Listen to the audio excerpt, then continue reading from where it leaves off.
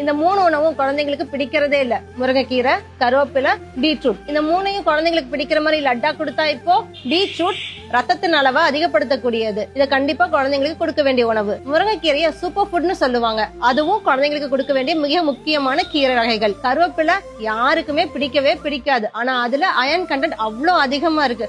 அதுவும் குழந்தைங்களுக்கு கொடுக்க வேண்டியது. ஆனா இதை நீங்க ஆரோக்கியமான உணவுல எதுல சேர்த்தீங்கன்னாலும் அது அவங்க டிஃபன் பாக்ஸ்ல இருந்தும் அவங்க பிளேட்ல இருந்தும் எடுத்து வெளியில தான் வச்சிடறாங்க. இந்த மாதிரி ஆரோக்கியமான உணவுகளை குழந்தைங்களுக்கு எப்படி கொடுக்கறதுன்னு யோசிச்சு குழந்தைங்களுக்கு பிடிச்ச விதமா நாட்டு சக்கரை, சிறுதானியம், நாட்டு மாட்டு நெய் எல்லாம் கலந்து லட்டா நாங்க செஞ்சிருக்கோம். இந்த லட்டா என் குழந்தைங்க ரொம்ப விரும்பி சாப்பிடுறாங்க. உங்க குழந்தைங்களுக்கும் நீங்க இந்த லட்டா கொடுக்கணுமா? நல்ல கடைக்கு வாங்க. உங்க குழந்தைங்க வேற என்ன மாதிரியான ஹெல்தி ஃபுட்ஸ் அவாய்ட் பண்றாங்கிறத நீங்க கமெண்ட்ல சொல்லுங்க.